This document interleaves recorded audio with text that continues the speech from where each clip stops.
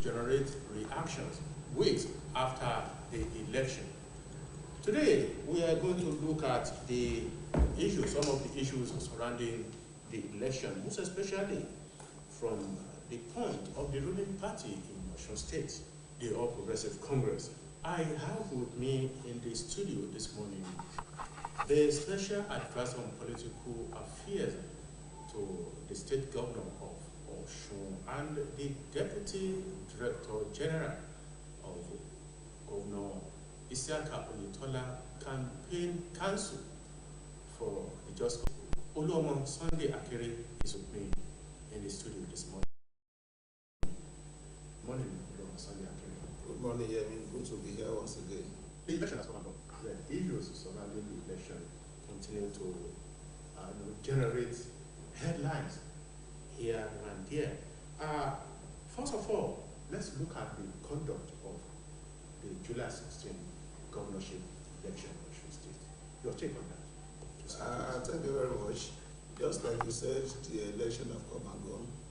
We had the gubernatorial election here on the 16th of July. And the average opinion was that day, because definitely it's not possible for you to be at two places. I was in my own electoral ward where I cast my vote and listened to comments and opinions from some other areas. On the part of INEC, yes, we said that at least the INEC did averagely well. One, ensuring that essential materials got to the polling units on time.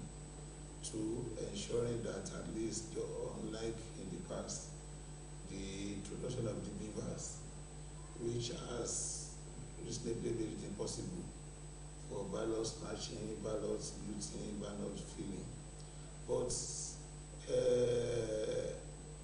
the rules are clear. When we say, okay, election will open by 8:30 in the morning, and you said by 2:30 in the afternoon, the election will close and the vacanting of votes will be done and the results posted. It was shocking to some of us when we realized that even in some areas, voting was still ongoing. 10 p.m., 10:30 p.m., 11 p.m. in the night. On the day of the election. And we start questioning ourselves, what is the modality for things like this? What the INEC guidelines and rules says is that by 2:30 p.m., those that are in the queue, the assistant presiding officer will go to the last person on the queue by 2:30 p.m. and cut off the line. Are you now saying that the queue extended from 2:30 p.m. to 11 p.m. in the evening? So those are part of the things that we find very, very strange. There are several other areas where numbers of accredited voters did not tally with the number of votes recorded. As a party, we have the right, the legal right, to one, partake in the election, two, receive copies of the election results, three, challenge the results if we are not satisfied. And that is what our party, All Progressive Congress in Osun, is doing now. We are coming to that, the issue of the petition filed by the APC and the Election Petition Tribunal. Let's look at the performance of the party, the All Progressive Congress. There has been hues and cries after the conclusion of the election. Some submitted that the party, performed abysmally below expectation at the election. Some are of the opinion that the intra-party crisis within the party might have led to the not too impressive performance of the party at the gubernatorial. Well, I don't want to understand what those that you are alleging are saying that the party performed abysmally. We prepared for the election as a party and as a government. And when you look at results of elections here in Osun from November 27, 2010, when our party took over governance, there has never been a candidate that by 375,000 votes, which our candidates Alhaji Kadegba Ikola did. We prepared very well. As a government, as a party, we knew that we did very well. But there are some issues that contributed to the outcome of the results.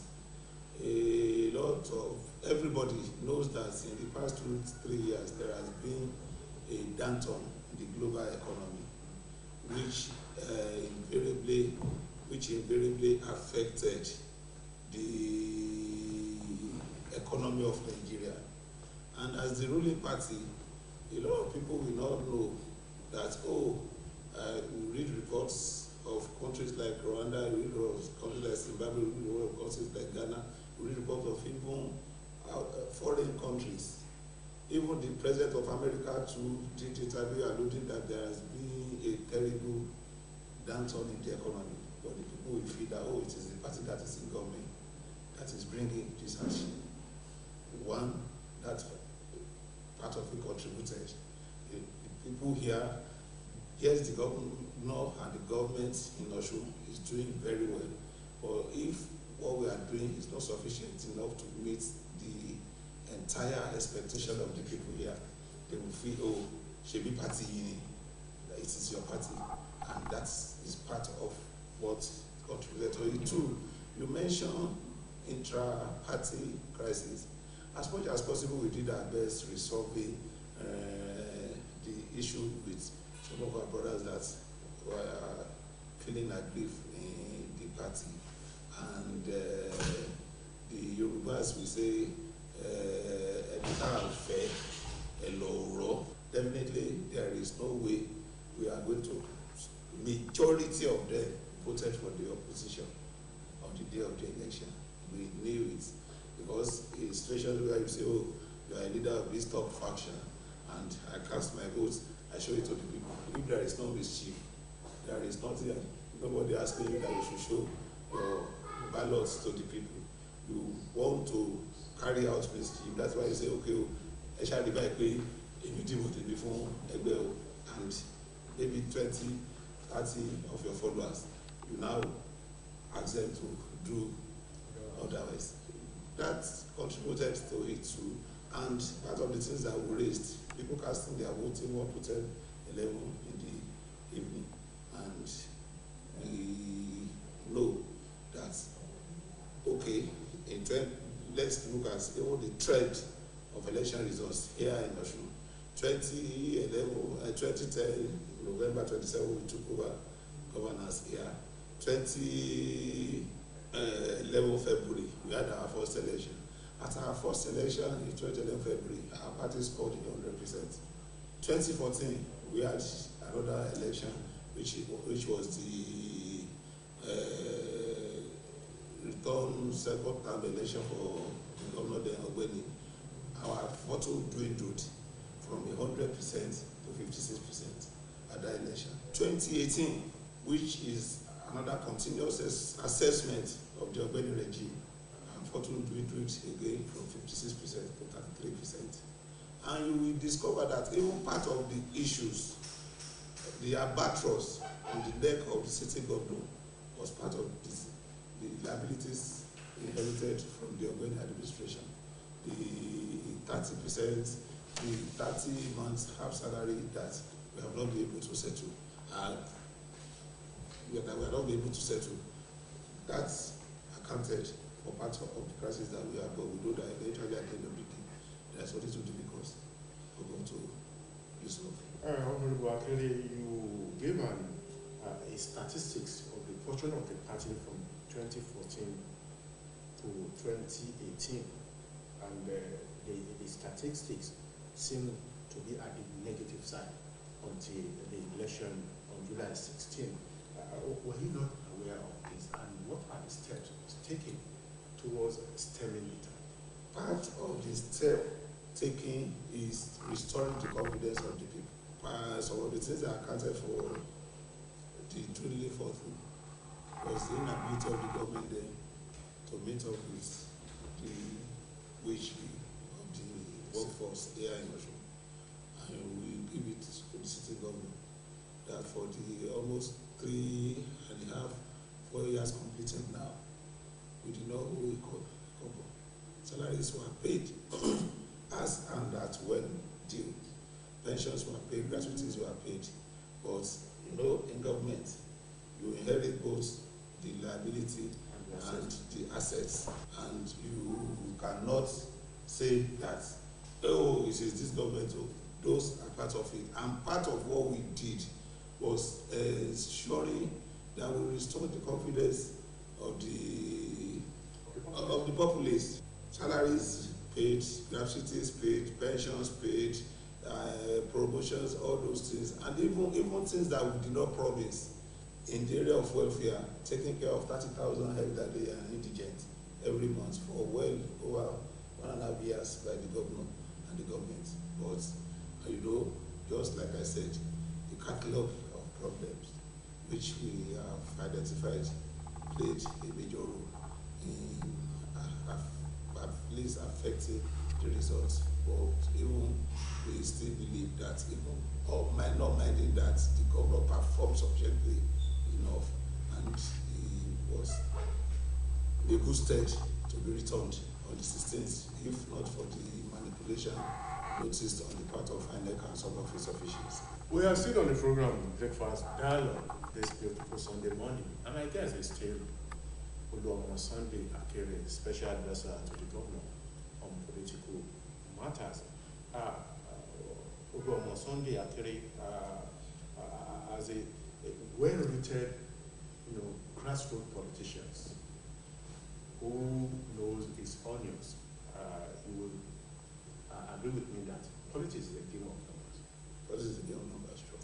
And considering the intra-party crisis which snowballed into the election period,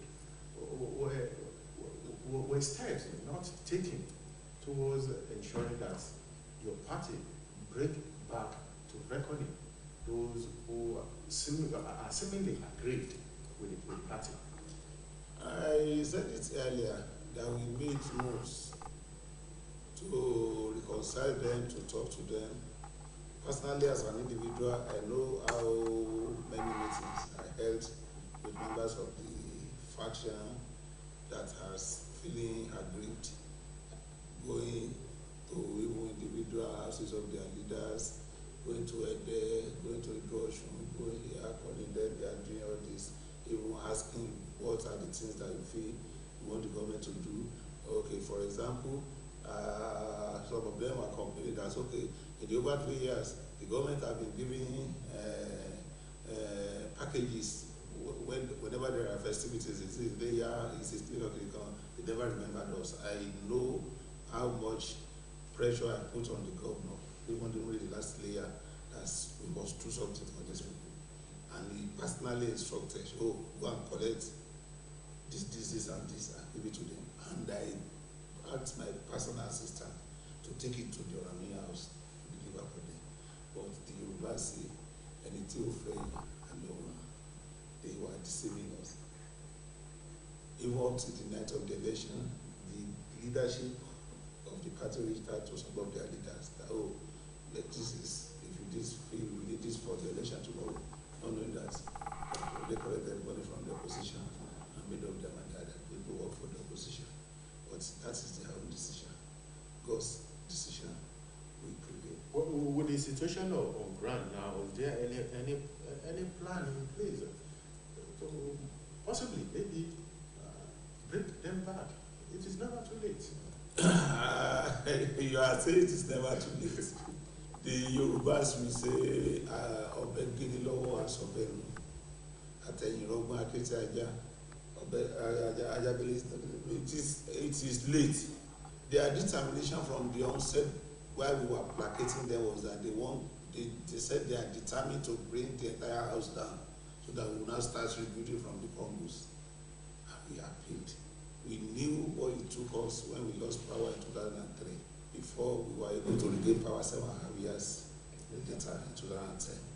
We appealed to them. Some of them on the other side there, we were going to prison together then now. But we have made up my mind what we want to do. They have done their works. What we are doing now for the benefit of all, is instructing the party, asking the party at the ward and local government level to assess the role of individuals and impose preliminary punishment if found liable. You cannot eat your cake and have it. You have worked for opposition. I was in an interview with one of them in the course of the week, and this John said, in 2018, you get to another party. If we waited in 2018 to do what they did now, the party will not be in government. But instead of crumbling the structure, those of us that were agreed decided to step aside. That is honorable. They don't have, there is no moral justification in still being in the party. If you say you are in the party, even the candidate of the PDP admitted that this works for him to succeed. The PDP candidate admitted that yes, so that I did not have the opportunity of sitting one-on-one with Aregbesola, but his men worked for my success, and they celebrated the PDP victory. How will you now say you are still a member of the party? Those of them that have honor, they have been shifting base because they knew that people knew what they did. They were sharing money to people who go and vote PDP on the 16th. So those of them that have honor, they are already crossing to where they seemingly belong. But those that are now saying they want to reform, what would you want to reform after you have supported the destruction? What will likely be the punishment for those? The party's constitution is clear. If you are liable, suspension or expulsion. And you cannot say you are part of a house and you are destroying the foundation and you say you want to restructure what? It is better that the leadership of the party looks at the conduct, the action and inaction of individuals before, during, and after the 16th July election, and impose punishment where necessary. So that will not affect us in the coming election of February next year. Because if they continue their conduct like this, they will still do the same thing. They will continue to run the voters. What we are saying on the program, Breakfast Dialogue, and my guest is Steve Oluomo Sunday Akere, special advisor on political matters to Osun State Governor. Your party has petitioned the election tribunal over the outcome of the election. What are the bases? What are the merits in the petition submitted at the tribunal? Thank you very much. What our legal team have done is assessing the results from the 3,763 police units in the state and extracting where they feel there were inadequacies. We are challenging the results of those areas where we feel there are inadequacies. If the accreditation is more than the vote announced, or the vote announced is more than the accredited numbers, things like that, they are fast-tracked that out. And two, on the second leg, we are challenging the eligibility and the qualification of the opposition candidates. Is not eligible to contest for the position of a governor because it didn't have the prerequisite qualification. What this advocate is presenting, we have discovered that they are forged and we are challenging them. On the issue of the certificate presented by the opposition candidate, wouldn't that amount to what the English people will call double jeopardy, considering the fact that a court of law settled that soon after the last... It was never settled. The opposition candidate jumped bail. He was given bail in the court of law in Abuja. The case is still pending in the court of law in Abuja. He was given bail. He said he's going abroad to do medical duties. He refused to come back and said after 6 months that he has gotten a degree. So the matter is not yet settled. This matter is still pending in the court of law in Abuja. And we are challenging the result that he even presented. How can you do a 4 years course in 6 months? And you say you have qualified. Let's leave that one to the case ourselves. I've seen, but to some watchers of development, they are of the opinion that the petition might be, a means, to continue to hold party members together ahead of the 2023 general elections? That is not wrong, right? That is not right. Even not minding the results announced by INEC of the election, legally we are still in charge up to November 27. We still have close to 4 months. So if we are in charge of the administration and the running of affairs of the state for the next 3-4 months, why did we not have to say because we are challenging what is our right, and our being government for the next 3-4 months is sufficient enough for us to hold the party people together. We are not using the petition as a basis. The petition is our legal right because we believed that the PDP is not qualified to be announced as the winner of the election, and their candidate is not qualified to the contest. And we are very confident of getting judgment from the tribunal by the grace of God. You are very, very confident. Very confident, because our case, we have a tight, solid, well-researched, documented case. Well, let's look at the upcoming general elections in 2023. I believe you have a close observation of the beavers by modal voter accreditation used during the governorship election. Let's look at how a system worked in Osun State and project into what the 2023 general election might hold in stock for the electoral process in Nigeria and subsequent elections. With the introduction of the beavers, just like I said earlier, it has brought some measure of improvement to our electoral process. But the issues are clear.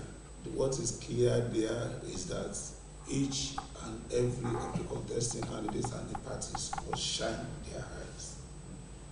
We all know that anything electronic can be manipulated. This is why we must all be very vigilant in ensuring that it is only the votes of the people cast that matters. Anything electronic, anything computer can be manipulated.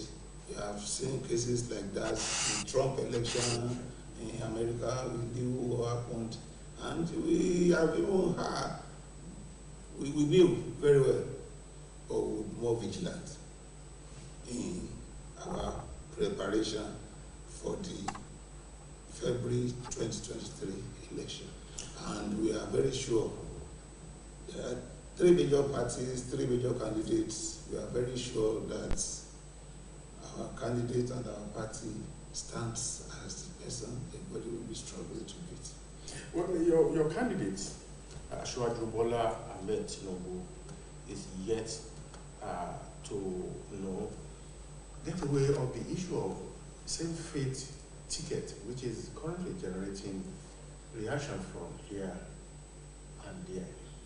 What is your Sincerely, in Nigeria, we tend to believe in hypocrisy too much. When has religion become a yardstick for picking our candidates? We have had governors here, for example, in Osun. Governor Olabisi was a Christian. His deputy Redu was a Christian. Nobody says that because there are Muslims here in Osun, oh, we will not vote for them, we will not support them. What matters in politics is what are those things that can fetch you the vote and the support of the people. To the glory of God, the candidate that we have as our president candidate today is not the religious by God. Asiwaju Bola Ahmed Tinubu, yes, is a Muslim. His wife, Senator Remi Tinubu, is a pastor in a Redeemed Church. He's a liberal person that does not take religion as a do-or-die thing. Nobody is going to be allowed to use that to weigh our party down. We have had election here in 1993. Late Chief MP Abiola and Kinigbe, they were both Muslim. Nigeria voted for them because that is what will bring the electoral result expected. Those that are agitating that we should pick a Christian from the north want to reduce the electoral success of our party. Honorable Akole, you mentioned 1993. Maybe the situation The political situation in 1993 to many people is different. What from, is it? From the present situation? What is the political situation in Nigeria? The insecurity, the insecurity, mandatory terrorism. That is why you need somebody that knows his onion, somebody that has the intellect, somebody that has the wherewithal to lead and direct. Sincerely, the majority of the players that we have been having in Nigeria in the past is that those that we push into the position of presidency are people that are not ready for the responsibility. And it is not our fault. From independence, our colonial masters ensured that those that they pick to lead us are people that were not well prepared. This is the first time we are going to have a president that is prepared and determined to rule the country. And I want to say it unequivocally that Asiwaju Tinubu as president in Nigeria, every of these problems that is confronting us will be a foregone conclusion within 4 years. The insecurity that we are doing, they are self-induced. I watched the video of a documentary last week where this bandits and terrorists that were saying that it's because the government did not reckon with them that they are doing this. It is, we have had a president, when President Olusegun was here, and there was a security challenge in OD. We all knew what he did. If we have had a leader that is forthright, bold, determined, and considerate, we will have forgotten anything about this banditry and insecurity. We knew, you know where they are, and you have pampering them. And you think Asiwaju Bola, I'm believing God that Asiwaju Bola will do it, and will do it very well. On a final note, what is your word to the party members at this precarious moment? My word of encouragement to our party members is that they should not lose hope. We are still in charge. We are still in control of the affairs of the state here in Osun.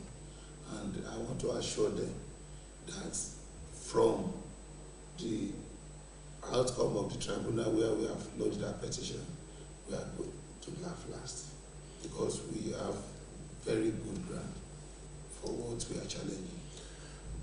Well, I want to appreciate Oluomo Sunday Akere for finding time to be on Breakfast Dialogue this beautiful Sunday morning. I appreciate your presence. Thank you very much for giving me the opportunity to be here this morning. Saya Honorable is my assistant on the program, and my producer, Akinola Owolabi, my cameraman, Lukman Ahmed. My name is Adeyemi Abodere. Breakfast Dialogue will return next Sunday with another guest. I want to thank you for being here, and good morning once again.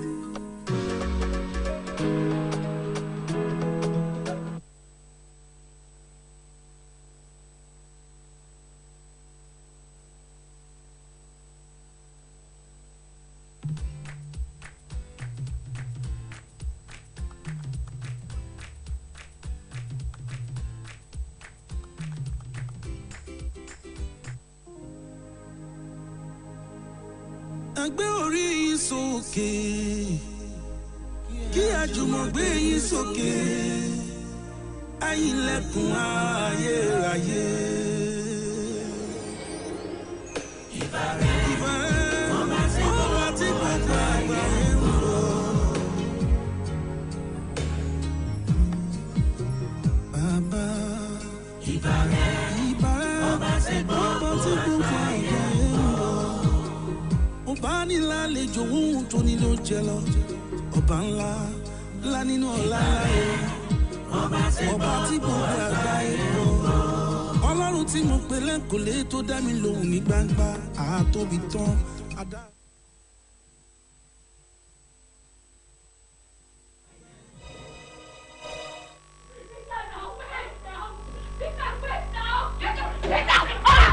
Why are you doing this to me now? Peter, don't do this to me! Peter! Peter, why are you doing this to me? Peter, why are you doing this to me now? Peter, please! Peter, please!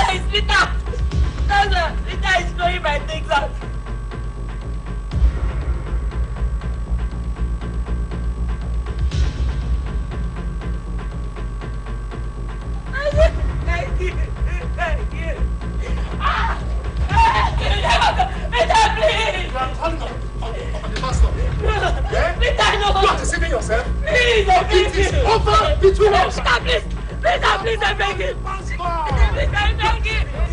Ayo, what have I not done to satisfy you? Peter. Ayo, you did this to me. Peter, please. Ayo, in spite of all my efforts to satisfy you. Peter, I'm sorry. You are finished. I'm You are sorry. finished. Peter, no. Yeah. Mommy, that's all. Yeah. Mommy, help me. Mommy, help me. Help me. Mommy, that's all. Peter, please. Peter. Please, I want you not again. I promise. Ayo. Peter, he doesn't want to open it up. Where is he? He's inside. Please let me beg him. Open the door. That's it. Please. My brother, you can't do that. You can't push your wife out. It's not the will of God. Please, let her in and let God have his way. I don't want to see her again. You just have to calm down. I'm saying, please. Edakolapo, I respect you and your wife a lot. Yes, but you must respect God. Yes. And it's someone that sent us here by allowing her to come in. Huh? Yes. Please, let her in. Please, I beg you.